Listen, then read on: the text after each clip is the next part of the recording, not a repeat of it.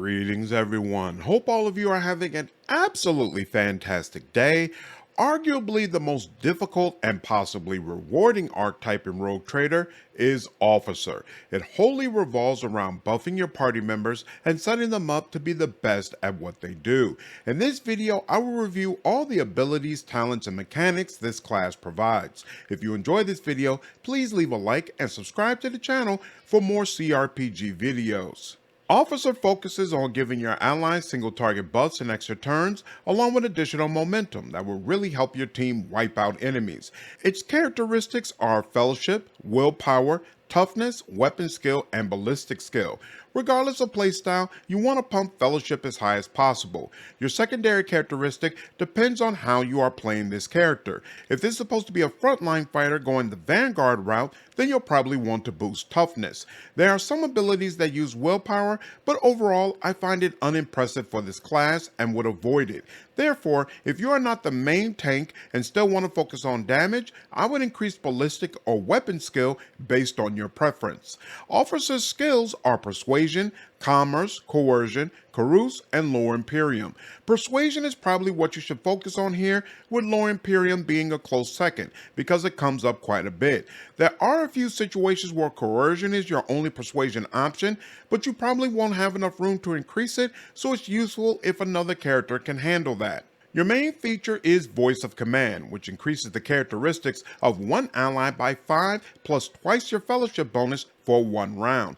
During this time, all of your abilities can be applied to the character from any distance. Once this is done, you cannot target the same character again with this ability for 2 rounds. Characteristics are very powerful and they increase very slowly as you level up. Having someone on the team that can provide significant bonuses like this is invaluable. You also get Bring It Down, which gives one ally an extra turn with action points equal to half your Fellowship bonus and no movement points. If that ally is under the effect of VOC and kills an enemy before the end of the turn, they get a bonus to momentum equal to twice their resolve. Hands down, this is one of the best abilities in the entire game. Give your damage dealer yet another opportunity to wreak havoc on the battlefield. At level 3, you get to choose your first of 3 abilities from a list of 6. Get Back in the Fight causes one ally to end any burning, bleeding, toxin, or stun effects. If the target is under the effect of VOC, they'll also gain temporary wounds equal to twice your willpower bonus. These statuses can be very difficult to remove, and the ability only costs 1 action point, so absolutely this is something you want to have. Air of Authority increases an ally's resolve by a value equal to your own resolve until the end of combat. If the target is under the effect of Voice of Command, they will start their turn with 1 additional action point. Resolve is very important since it helps you grow momentum, but there are a ton of ways to do that, and I don't like this ability. Move gives one ally movement points equal to your Fellowship bonus. If the target is under the effect of Voice of Command, it ignores attacks of opportunity until the end of your turn. This is absolutely a must-have ability, and it should be the first one you pick. At first, Bring It Down is useless for melee allies who don't have an enemy right next to them. With this, for 1 action point, you can move a melee party member to where the action is and then give them an extra turn. It's also great for ranged allies like Argenta who use burst abilities that are best deployed from a specific angle. All the way around, you want this. Break Their Ranks can only be used on allies who have enemies adjacent to them and causes all melee attacks made by the target to deal additional damage equal to your Fellowship bonus multiplied by the number of enemies adjacent to the target when this was used. If the target is under the effect of VOC, they immediately make an attack of opportunity against an adjacent enemy, targeting the one with the lowest remaining wounds. If most of your party members are melee, then definitely pick this up. If most of them, or at least your highest damage dealing party member, is ranged, then I would select a later option. To me, can only be used on allies that can reach you in less than 20 cells, and it forces that ally to move towards you, taking the shortest path possible. If the target is under the effect of VOC, it gains a percentage bonus to armor equal to twice your willpower bonus until the end of your turn. If the target remains adjacent to you, then any attacks made against you will target the ally instead until 2Me ends. This is kind of like a get out of jail free card, but overall, I think its usefulness is limited and I would skip it. Finally, take aim causes your ally's next attack to ignore cover and have double the effective distance. If your ally is under the VOC effect, the attack will also ignore enemies' dodge, and the damage cannot be reduced below a percentage equal to 30 plus 3 times your fellowship bonus for any reason. Boss killer, and it just about turns Agenta into a sniper. I like focusing on her damage capabilities the most, and later Ulfar is added to the list. Both of them are ranged, so this is a superior buff option on my team. At level 4, you get the ultimate ability Finest Hour. This gives one ally an extra turn with full action and movement points. During the extra turn, that ally does not have a limit on the number of attacks. Absolutely a fantastic ability that you will make use of quite often. The Desperate Measures version of this ability cuts your fellowship rating in half. This is probably the biggest Desperate Measures debuff in the game, and unless you absolutely know combat will end afterwards, I wouldn't choose it. Starting at level 9, you can choose 2 upgrades from a list of 4 options. The first option will allow your target to gain a bonus to damage equal to half your fellowship bonus, and they get the effect of VOC until the end of combat. Absolutely, this is the first upgrade you should choose. The second upgrade removes all negative effects, and until your next turn the target cannot die. Interesting option, but I think there's a better one below. The third option provides the target temporary wounds equal to 3 times your fellowship bonus until the end of combat. In my opinion, officers should focus on buffing, increasing momentum, and providing extra turns, not healing. I would skip this. The final upgrade allows your ally to gain 1 action and movement point every time they kill an enemy for a number of times equal to your fellowship bonus. In addition, they can redirect this ability with their remaining action and movement points to a different ally. This is the one you should pick because it will allow your party members to move and kill. Again, proper positioning is key to dealing effective damage, so this is very advantageous. Circling back to level 4, this is where you can start selecting talents. You can choose 5 talents out of a list of 25. The first list of talents comes from your archetype, while there's a second list of general talents that all characters can choose. I would strongly recommend in this screen you strictly focus on archetype talents. You get 4 opportunities to choose talents only from the general list, and that's when you should select some of them. The first talent is the first one you should pick up, and it's called Commanding Voice. It increases the range of officer abilities by 3 and the range of voice on command by 6. Oftentimes, you'll want to use abilities on tanks or snipers that are far away from you, so this is absolutely critical to have. Steel Resolve increases your resolve by 3. No, there are a bunch of really nice talents, so you should skip this. Blood of Martyrs is triggered when an ally uses a heroic act and causes them to gain temporary wounds equal to 10% of their maximum wounds plus their resolve.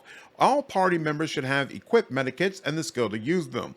Don't bother giving them temporary wounds. Focus is triggered when you use an ability on an ally and provides them with a bonus to perception and ballistic skill equal to your fellowship bonus. These bonuses stack, but half of the stacks are lost at the end of the target's turn.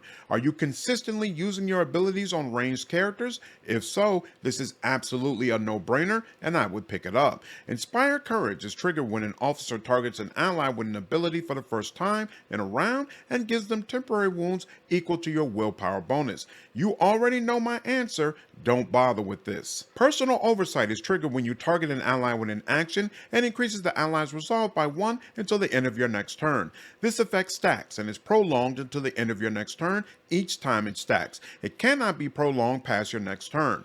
I don't use this, but it's definitely a strong option to consider that will really ramp up momentum gain.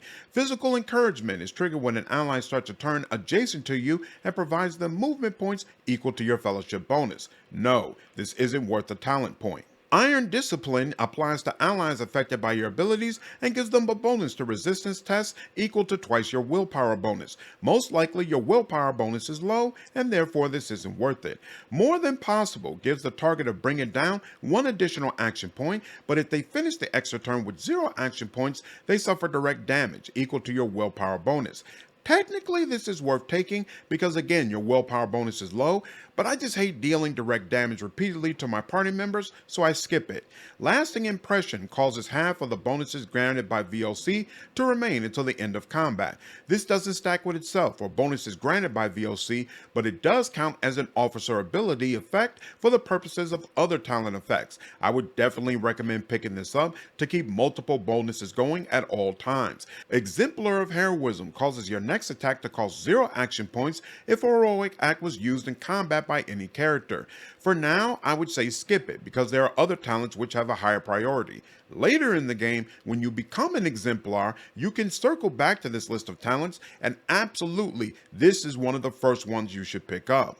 Lead by Example gives you a +5 bonus to Fellowship whenever you attack. If your officer is attacking on a very regular basis, then absolutely pick this up. Mine is not until much later, so I skip this. Personal Example is activated when you use an officer ability 2 times in one turn that does not grant an extra turn and allows the next ability of that type that you use to affect you as well. I don't like this because it pushes you to use officer abilities in a specific rotation, which oftentimes isn't what's best for your team. Armor of Contempt is triggered when an ally is affected by one of your abilities or talents that grant temporary wounds and grants them a 10% increase to armor for 1 round. I avoid these types of abilities, so this talent isn't useful. Be Vigilant applies to allies under the effect of your abilities and provides a bonus to weapon skill equal to 3 plus your Fellowship bonus, and they will add additional damage on attacks of opportunity equal to your Fellowship bonus until the start of your next turn. If you have a lot of allies focused on melee damage, this absolutely makes sense, but otherwise skip it. Inspiring Speech causes Air of Authority to immediately grant momentum to a target equal to their resolve. I skip that ability, so I skip this too. Survive causes targets of 2Me to take 15% less damage on the start of your next turn, and the reduction is double for targets taking their turn while under the effect of 2Me. Again, I avoid the ability, so this is an automatic skip. Wounds Are No Excuse causes Get Back in the Fight to remove 1 fresh injury from the target and heals it for half your willpower bonus for each condition removed by this ability. Again, I am not interested in healing with this character, so I skip this. Watch Yourself causes targets of move to gain a 10% bonus to dodge and a 10% bonus to cover efficiency until the start of your next turn. Nah, I'm using this in anticipation of dealing major damage and am unconcerned with what the enemy plans to do to me. Prepare for an Assault causes Break Their Ranks to work as if there was 1 more enemy adjacent to the target, and this allows it to be used even if your ally has no enemies adjacent to them. Absolutely, if you have a melee heavy party, this is worth picking up. Steady causes Take Aim's range damage to increase by 2% for each cell between the attacker and the target. No question, if you are buffing range damage companions, you'll want to pick this up. Seize the Initiative gives you an extra turn at the beginning of combat, and you can only use officer abilities during that time. No question, pick this up, and honestly, it should be the second talent you get. That extra turn has priority over everyone else. Even the Grand Strategist has to start after my officer. This means you will always go first and always be able to use Bring It Down on whichever character you would like to kick off combat. That's a major advantage, so definitely make sure you get this. Into the Jaws of Hell allows you to gain a +10 bonus to willpower and fellowship when below 50% of your maximum wounds. You also gain that bonus after using an officer ability on a target with less than 50% of their wounds for 1 round. These bonuses stack with each other but do not stack with themselves. If you are playing on a harder difficulty, this is absolutely a strong option as enemies are numerous and very aggressive. March is triggered when you use an ability that moves a target and allows you to gain movement points equal to half the distance the target moved. If this happens on another character's turn, then you'll get those points on your next turn. No, there are much better options, so skip this. Finally, No Respite is triggered when you use an ability that grants action points to an ally and gives that ally a +1 bonus to all characteristics for every action point gained until the end of combat. Guess what's probably the third talent you should select? You're going to be giving out extra turns with action points every single round, so this should really stack up and help your team.